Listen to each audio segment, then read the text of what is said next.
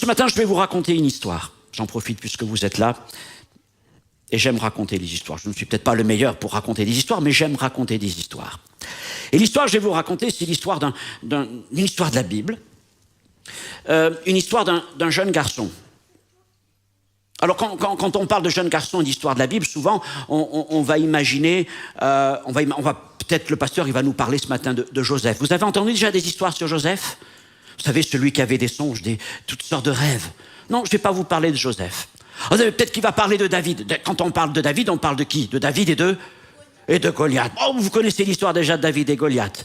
Bon, vous aurez l'occasion d'entendre encore une autre fois. Alors, je ne vais pas vous parler de David et de Goliath. Mais je vais vous parler d'une histoire que vous connaissez certainement beaucoup moins. Et pas simplement vous, mais si je devais demander même aux adultes, aux parents qui sont là, de me dire ce qu'il y a dans cette histoire, beaucoup, je suis sûr, ne seraient pas trop capables de me le raconter, cette histoire.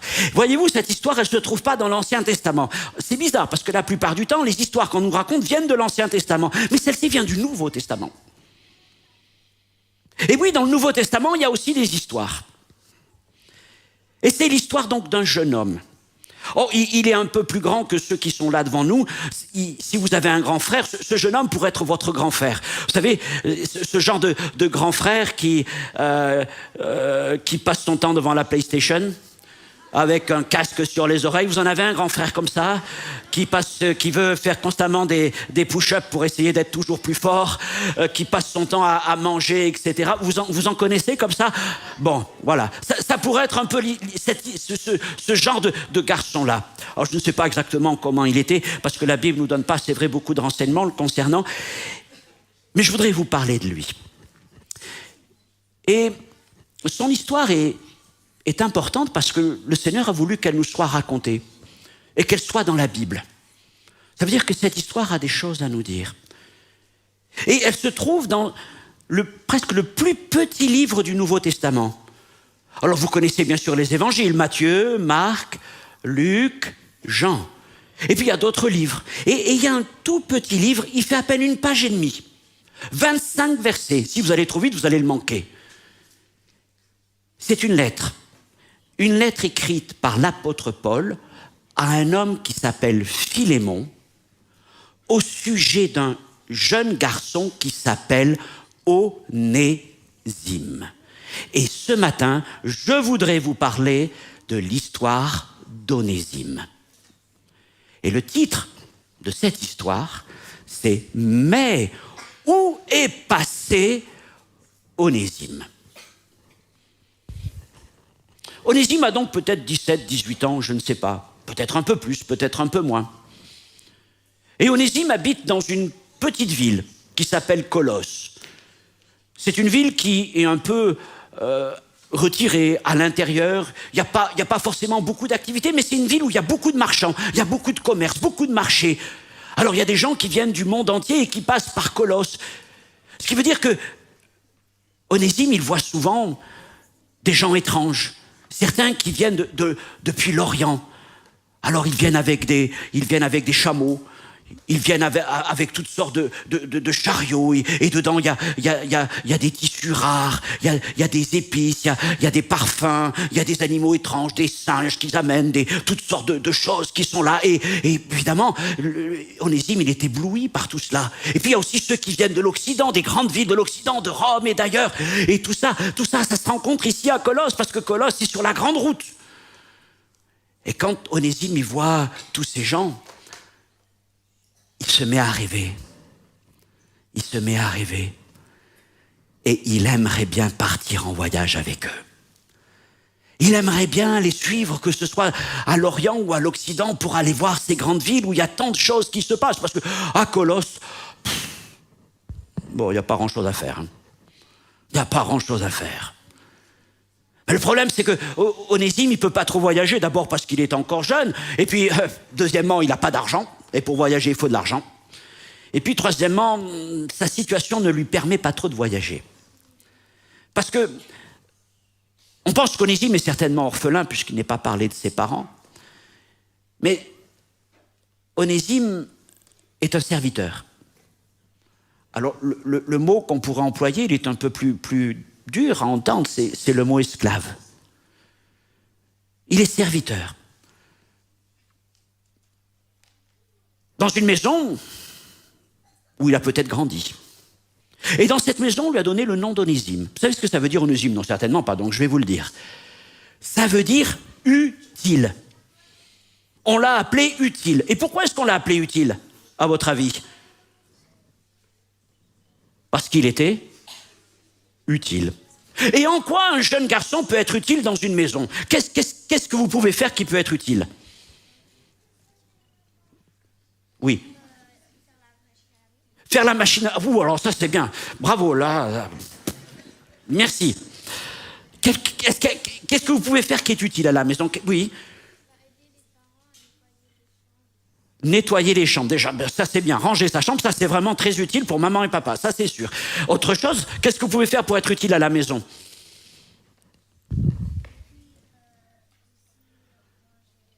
Ranger la chambre. Tu ranges ta chambre alors? Oui. Ok, j'ai pas de réponse affirmée. Alors on peut être utile peut-être pour des fois donner un coup de balai, pour aller jeter les poubelles, pour ramasser des choses, pour pas mettre trop de désordre. Vous voyez, Onésime, il était utile. Bon, évidemment, il faisait pas beaucoup de choses parce qu'il était encore jeune, mais dans tout ce qu'on lui confiait, on trouvait qu'il était agréable, c'était un gentil garçon, il était utile. Comme toi, on pourrait dire, tu sais, c'est un gentil garçon, c'est une gentille fille. On le dit chez toi, on le dit à l'église. Bon, des fois, on dit plus à l'église qu'à la maison, parce que papa et maman, des fois, pourraient dire autre chose. Mais à l'église, on pense que tu es un gentil garçon, que tu es une gentille fille, c'est certain. Et donc, on a appelé Onésime utile. Et Onésime vit dans une maison, donc, je l'ai dit, la maison de Philémon. Et Philémon, est certainement un homme assez riche. Il possède des serviteurs. Et on peut penser aussi que c'est un commerçant, comme il y en a beaucoup dans cette région. C'est-à-dire qu'il voyage, il peut partir plusieurs jours, plusieurs semaines pour ses affaires, jusqu'à ce qu'il revienne à la maison. Et c'est dans cette maison-là qu'Onésime a donc grandi. Et voilà donc un jour que Philémon s'en va à Éphèse. Éphèse, c'est la grande ville de la région. C'est la grande ville, il y a beaucoup de commerce, il y a beaucoup de gens, il y a beaucoup de bateaux, c'est un port. Donc, une grande ville de la région. Et il s'en va là-bas avec un de ses amis, peut-être d'un voisin, commerçant aussi, qui s'appelle Épaphras. Et tous les deux, ils vont dans cette ville d'Éphèse, ils s'en vont pour faire leurs affaires. Et au bout de quelques semaines, ils reviennent. Et quand Philémon arrive à la maison de retour, il convoque toute la maison, sa famille, mais aussi tous les serviteurs de tous les âges, et Onésime est aussi au milieu d'eux. Ah, le maître veut nous parler, qu'est-ce que Philémon veut nous dire? Ça doit être très important pour qu'il réunisse toute la famille comme ça. Et Philémon, il est là avec Épaphras. Et il leur dit, écoutez, j'ai une annonce très importante à vous faire. À partir d'aujourd'hui, dans ma maison, nous sommes tous chrétiens. Chrétien? C'est quoi ça? Avec Épaphras, nous sommes allés dans la grande ville. Et là, nous avons entendu un homme qui s'appelle Paul. Vous avez déjà entendu parler de Paul? Paul qui leur a parlé de Jésus. Il leur a parlé de Jésus. Et ce Jésus, c'est le Fils du Dieu d'Israël. Et il est venu pour donner sa vie pour nos péchés, pour nous réconcilier avec le Père, avec Dieu. Et Philémon leur dit, à partir de maintenant, dans ma maison, il n'y aura plus d'autre Dieu que Dieu le Père et Jésus-Christ son Fils. Toutes les idoles, on va les détruire. Il n'y aura de place que pour Dieu, il n'y aura de prière que pour Jésus-Christ. Et tous maintenant, nous allons devenir chrétiens. Parce que c'était comme ça à l'époque. Quand le chef d'une maison se faisait baptiser, devenait chrétien, toute la maison devenait chrétienne. La famille devenait chrétienne. Les serviteurs devenaient chrétiens. Et du coup, Onésime, il est aussi devenu chrétien. Bon, ça ne savait pas grand-chose, ils ne savaient pas trop ce que ça voulait dire au début, mais bon, c'était comme ça, puisque Philémon était chrétien, nous aussi on est chrétiens. Et comme Philémon était devenu chrétien, voilà que maintenant, et qu'il avait une grande maison, bien Épaphras et plein d'autres gens qui sont aussi chrétiens se réunissaient dans la maison. Et ils se réunissaient pour chanter, pour prier, pour partager des repas ensemble, et puis ensuite, Épaphras parfois il parlait longtemps, et il parlait de ce Jésus, il parlait des enseignements de ce fameux Paul qu'il ne connaissait pas, mais enfin, voilà, il parlait de tout ça. Alors Onésime était présent, il écoutait, bon, quand c'était les chants, ça allait à peu près bien, mais alors après, bon, quand il commençait à parler, des fois, ça lui passait un peu au-dessus de la tête. Mais au moins, il ne travaillait pas. Alors bon, autant être là que d'aller travailler. Et pendant ce temps, un peu comme nous l'avons tous fait, quand on est enfant, quand on est ado, et même des fois quand on est adulte, qu'on est à la réunion, des fois on est là encore, mais on n'est pas là en esprit. Et Onésime, c'est ce qui devait lui arriver régulièrement, un peu comme chacun d'entre nous. Il était là physiquement, parfois même il chantait automatiquement, sans même se faire attention à ce qu'il disait, mais dans sa tête, il était parti en voyage. Et il voyageait beaucoup dans sa tête. Onésime était un grand voyageur dans sa tête. Vous êtes des grands voyageurs dans votre tête? Et il rêvait beaucoup.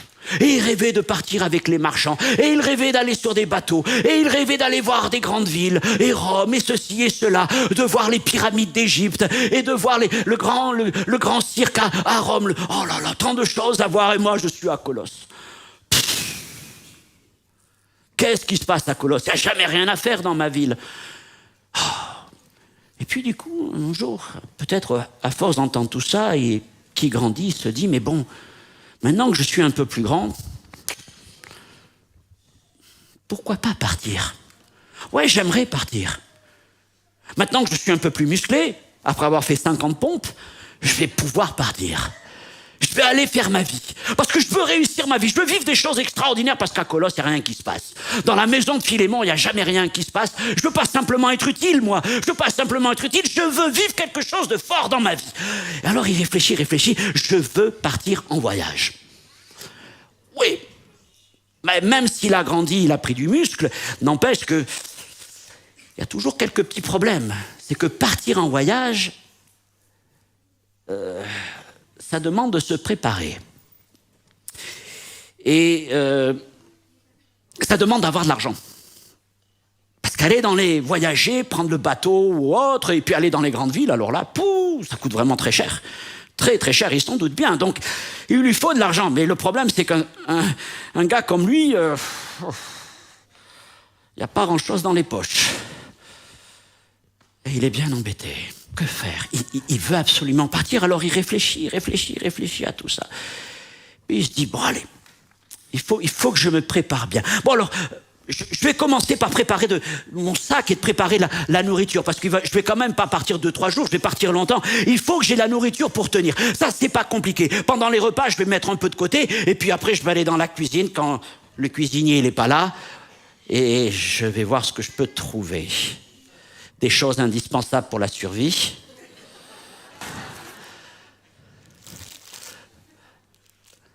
Ça, précieux. Je vous rappelle, c'est un ado. Il faut se mettre dans le contexte. Indispensable. Voilà. Il a préparé son sac. Et il est prêt. Mon sac est prêt. Un peu de pain, voilà. Tout est bon. Pour ça, ça va. J'ai de quoi tenir. Ouais. Mais il manque encore l'essentiel. C'est quoi l'essentiel? Non, il a du coca. Avec l'eau. Non, parce que vous n'allez pas me dire vous préférez l'eau au coca. Non, oui, vous avez raison, l'argent. Eh non, il n'a pas d'argent. Mais qui a de l'argent? Philémon, lui, il a de l'argent. Ouais, il a de l'argent, il a même beaucoup d'argent. Mais d'argent dans son bureau. Des fois, Onésime est rentré dans le bureau de Philémon, il n'a pas trop le droit d'y aller, mais c'est sûr, il y a de l'argent dans le bureau à Philémon. Et puis il a tellement d'argent que s'il lui en prend un petit peu, peut-être qu'il ne le verra même pas qu'il en a pris un peu. Ouais, mais bon, c'est quand même risqué. Hein. Faut pas se faire attraper. Faut attendre le bon moment.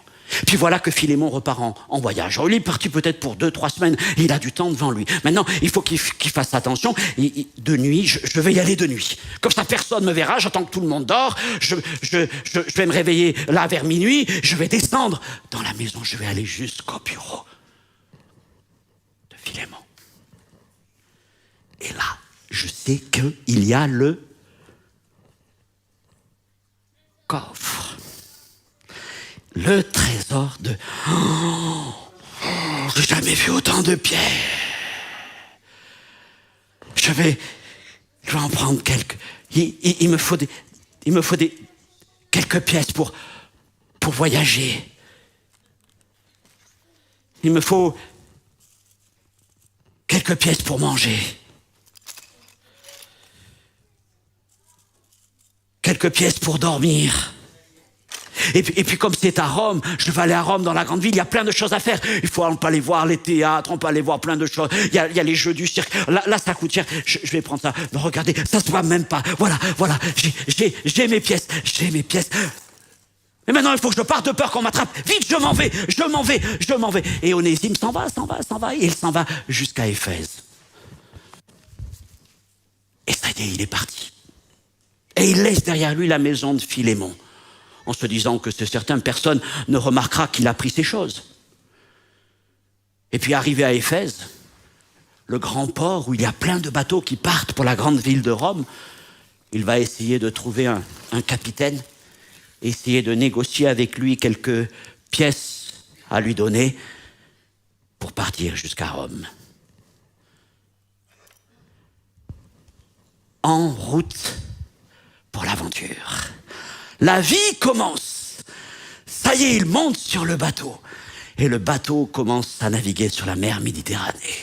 Les grands espaces bleus, les îles qui sont là, tant de choses merveilleuses qu'il voit au fur et à mesure. Et son voyage va durer 1, 2, 3 semaines peut-être pour arriver enfin jusqu'à côté de Rome, la grande ville.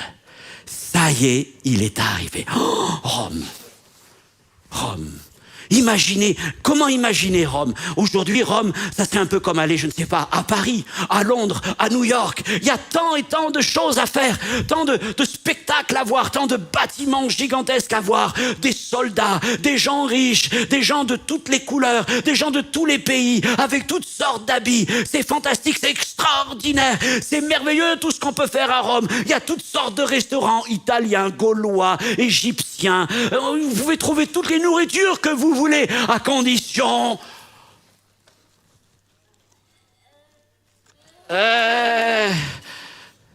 de payer. Parce qu'à Rome, tout s'achète. Et c'est pas donné. C'est presque aussi cher qu'à Zurich. Et le problème, c'est que au fur et à mesure, il faut aussi trouver de l'argent pour aller, pour aller dormir. Et dormir, ça coûte cher aussi à Rome. Et puis aller au jeu du cirque, aller voir les gladiateurs. Et puis au bout de quelque temps, il ne reste plus grand-chose.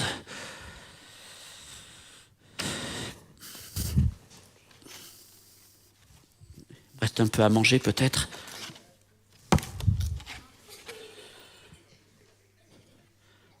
Plus rien à manger. Oh. Qu'est-ce que je vais devenir? Parce que si, quand on a de l'argent, tout est merveilleux à Rome, mais quand on n'a pas d'argent, qu'on est tout seul, qu'on est un jeune garçon, eh ben les temps sont durs. Les temps sont durs. Parce qu'il vaut mieux pas rester tout seul la nuit dans les rues de Rome. Oui, mais si vous n'avez pas d'argent pour payer l'hôtel ou pour payer un logement, comment vous faites? Et puis le lendemain, quand il n'y a plus rien à manger dans le sac, il faut bien manger. Mais si on prend le risque d'aller voler, on peut se faire arrêter et jeter en prison. Et puis, on pourrait très bien être attrapé par des gens méchants, parce qu'il y en a plein qui traînent dans ces rues. Alors, au bout de quelque temps, Onésime est bien triste. Parce que cette belle ville de Rome, tous ses projets et ses grands rêves qu'il avait en tête, voilà que maintenant, tout s'effondre. Que va-t-il devenir? Que va-t-il devenir? Alors il trimballe son sac et il réfléchit. Et à un moment, il y a une idée qui lui vient. Et il se rappelle que quand il était chez Philémon,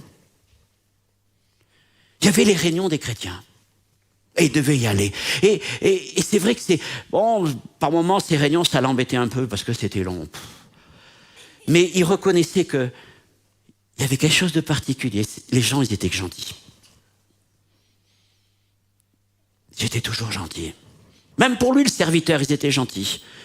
Et il y avait vraiment, ils échangeaient entre eux, ils priaient entre eux, ils chantaient, ils étaient là. On sentait vraiment qu'il y avait de l'amour, une grande affection entre eux.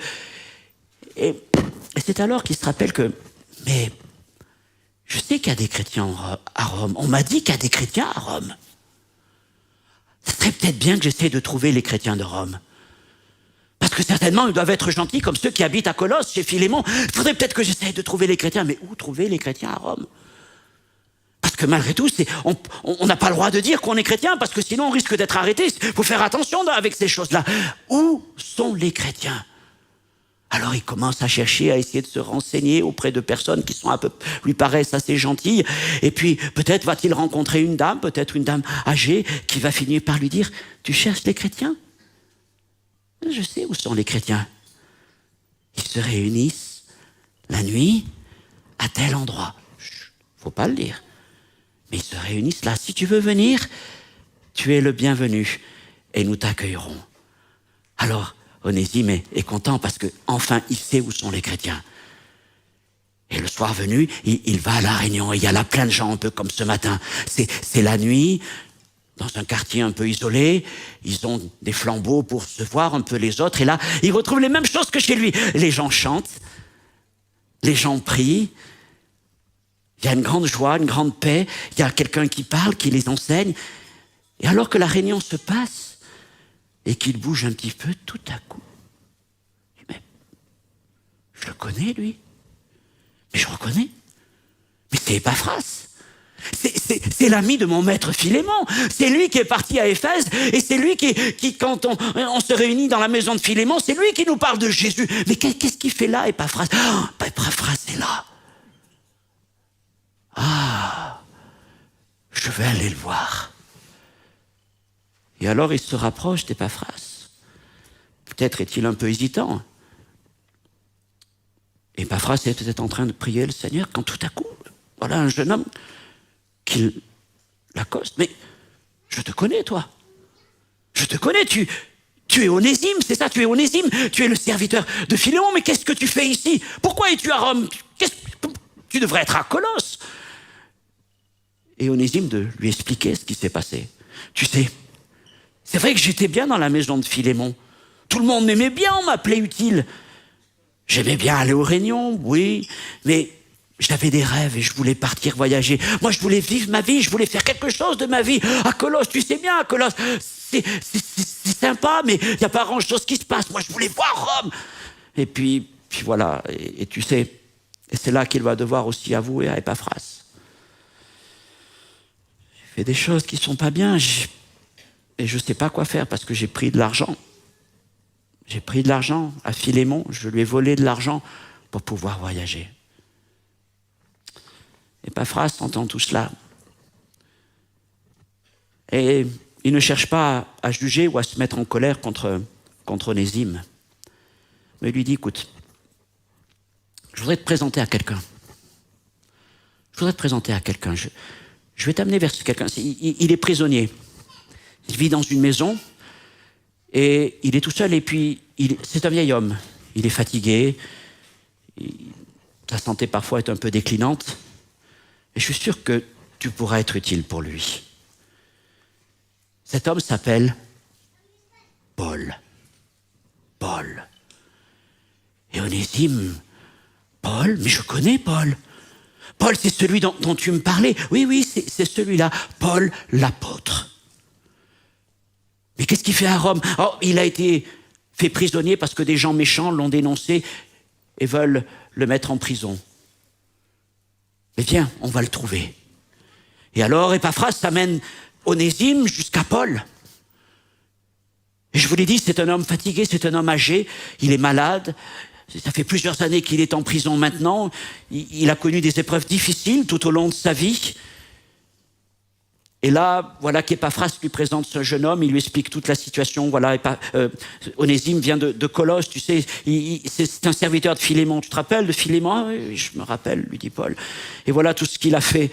Mais je le laisse auprès de toi, il va s'occuper de toi. Et alors Paul recueille Onésime et il le prend avec lui.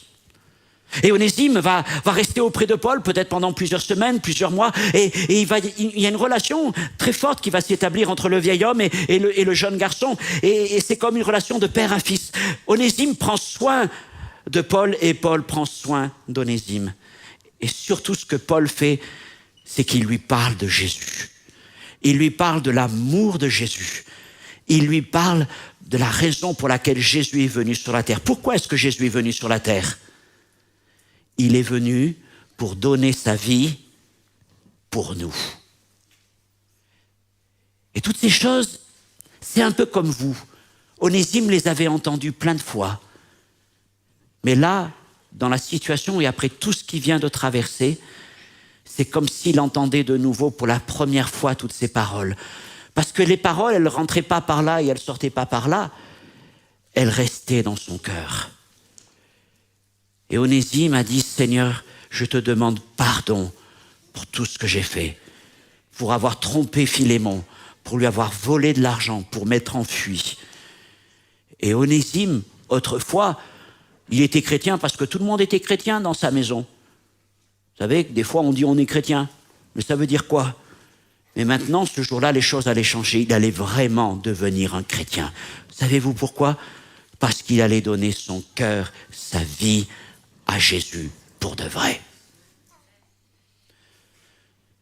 Et au bout de quelque temps, Paul, ayant prié, ayant réfléchi, et peut-être en ayant parlé avec Épaphras, va dire à Onésime, écoute Onésime, je t'aime beaucoup, j'ai besoin de toi, tu m'es vraiment utile parce que tu me sers. Mais tu vois, il faut qu'on fasse les choses bien. Il faut qu'on fasse les choses bien. Onésime, tu ne peux pas rester avec moi. J'aimerais que tu restes avec moi, mais tu ne peux pas rester avec moi. Ah bon? Et qu'est-ce que je dois faire? Où est-ce que je dois aller? Tu dois retourner où? Tu dois retourner chez Philémon. Tu dois retourner chez Philémon pour lui demander pardon. Parce que maintenant que tu es devenu chrétien, il faut que tu ailles demander pardon à Philémon. Oh, mais comment il va réagir? T'inquiète pas. Tu vas partir avec Épaphras et tu vas partir avec Tychique et Marc. Ce sont les jeunes qui travaillent avec moi. Et puis je vais écrire une lettre pour toi à Philémon, pour lui expliquer ta situation. Et Épaphras et Tychique seront avec toi. Alors je dis ça maintenant, juste une parenthèse pour les adultes, voyez-vous, c'est à ce moment-là, dans cette circonstance-là, que Paul va confier 3 ou 4 lettres à Épaphras et surtout à Tychique, et Marc qui l'accompagne. Et ces 4 lettres sont appelées les lettres de la captivité. C'est l'épître aux Éphésiens, c'est l'épître aux Colossiens, c'est l'épître aux Laodicéens. Vous allez me dire d'où elle sort celle-là, elle n'est pas dans ma Bible. Si, elle est dans votre Bible. Elle est mentionnée à la fin de l'épître aux Colossiens. Et la lettre de ceux de Laodicée, vous la lirez chez vous. Mais cette lettre, elle ne nous est pas arrivée jusqu'à nous aujourd'hui. Elle a été perdue. 3 lettres, et je vous ai dit 4. Et la 4e, c'est la lettre de Paul à Philémon. Et cette lettre, cette petite lettre de 25 versets, nous l'avons dans nos Bibles. C'est elle. C'est cette lettre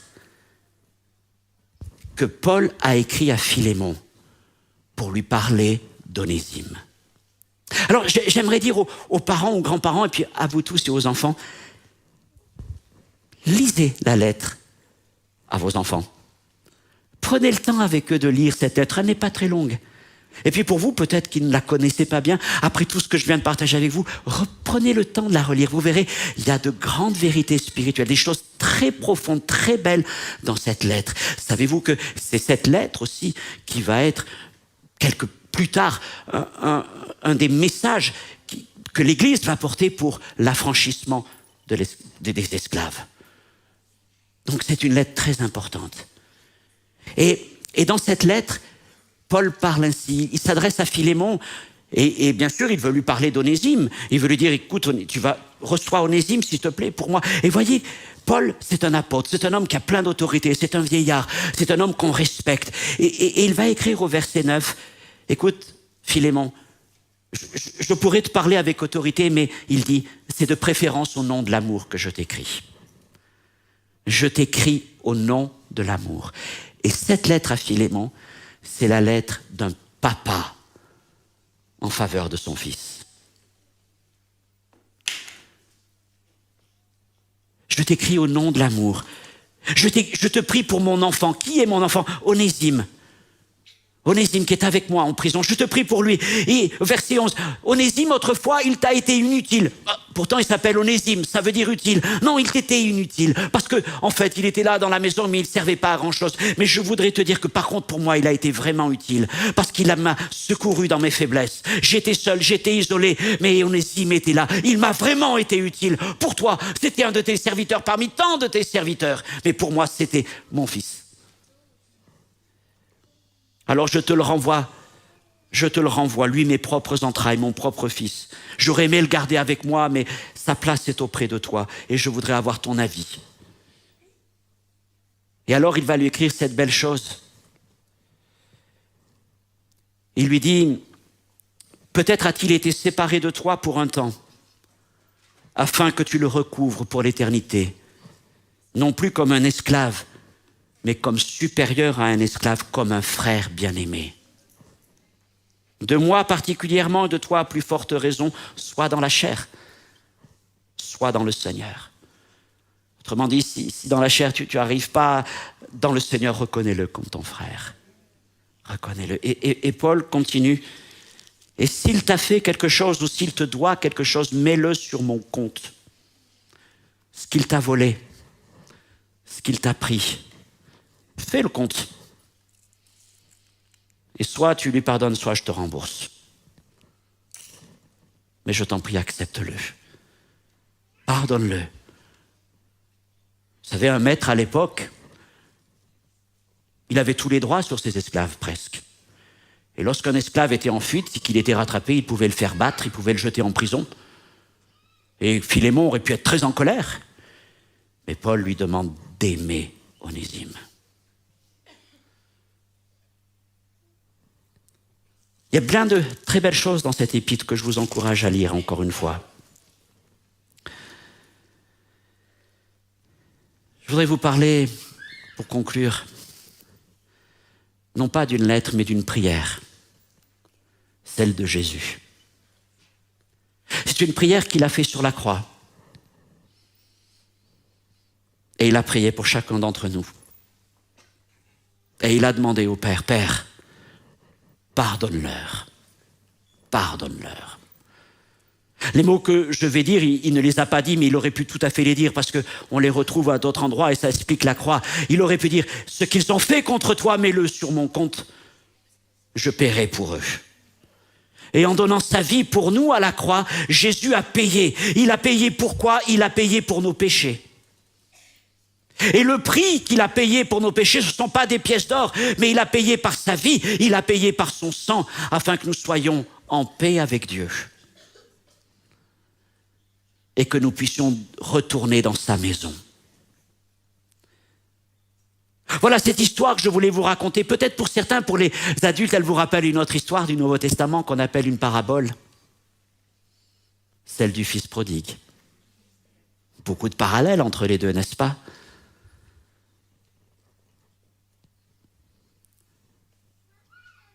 Et je voudrais dire aux enfants qui sont là, aux ados, aux jeunes, la maison de Philémon, tu le sais, c'est une bonne maison. La maison de Philémon, c'est peut-être la maison de tes parents, c'est cette église. de cette famille que tu as. Tu sais que ce sont des gens de bien. Tu sais qu'ils t'aiment. Et quand tu es là, quand tu es à l'église ou avec tes parents, tu sais que tu es dans un milieu qui est protégé, qui est béni. Oh, pas toujours facile, c'est vrai. Mais là, on prie, là, on aime le Seigneur, là, on chante, là, on est bien. Mais il y a des moments où, dans ta tête, tu voudrais être ailleurs. Dans ta tête, tu es ailleurs. Dans ta tête, tu es dans un endroit qui te paraît plus excitant, qui te paraît plus animé. Et tu te dis, oh, la vie chrétienne, ouais, c'est vrai, c'est bien, mais en fait, bon, il y a quand même d'autres choses à voir dans le monde. Moi, je veux aller à Paris, je veux aller à Londres, je veux aller à New York, je veux vivre ma vie, je veux faire quelque chose. Oh, ok. Et parfois, des jeunes, qu'est-ce qu'ils font? Ils prennent les trésors que Dieu leur a donnés, les trésors de leur maison, et ils s'en vont, je vais vivre ma vie. Et ça peut être le cas de certains, et c'est peut-être ce que tu as en pensée. Je vais vivre ma vie. C'est ce qu'Onésime a fait. Mais au bout du compte, il a trouvé beaucoup de déceptions et de douleurs. Mais le Seigneur a permis dans sa grâce que là où il se trouvait, il entende à nouveau l'évangile.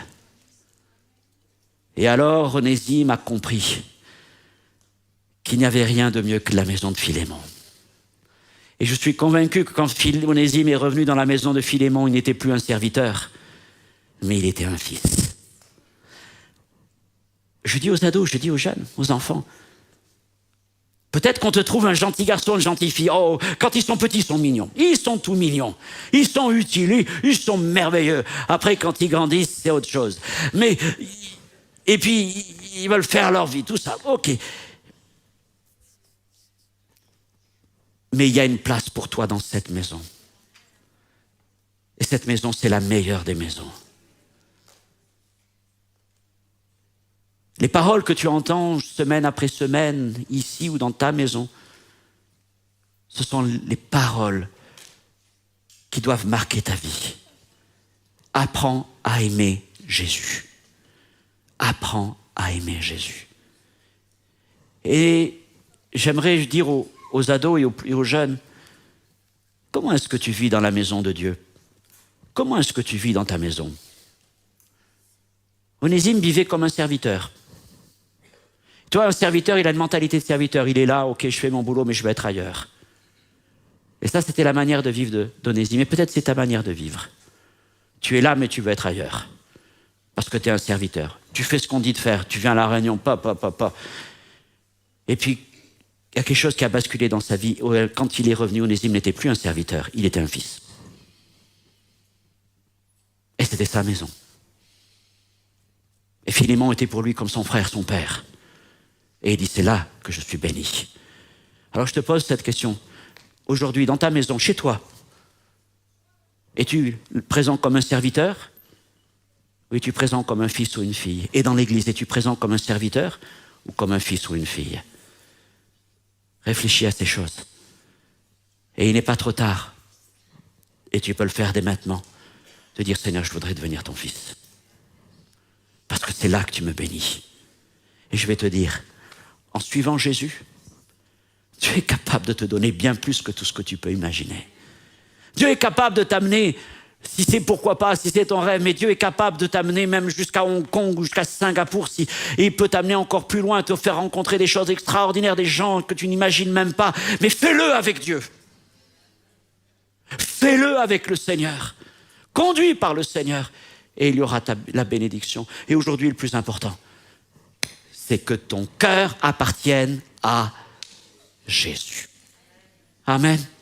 Voilà l'histoire que je voulais vous raconter ce matin, l'histoire d'Onésime, et je voudrais finir en priant avant de partager quelques annonces.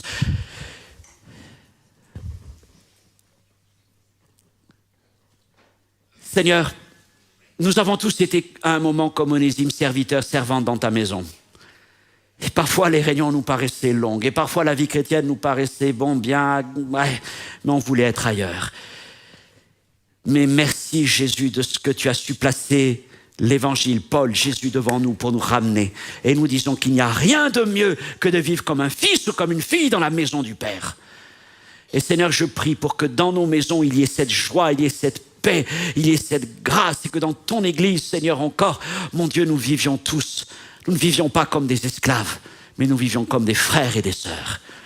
Seigneur, merci de parler à nos cœurs ce matin. Merci de bénir nos enfants encore une fois, de bénir nos ados, Seigneur, de bénir nos jeunes, de bénir nos familles. Tu es notre Père à tous. Abba, Abba Père. Amen.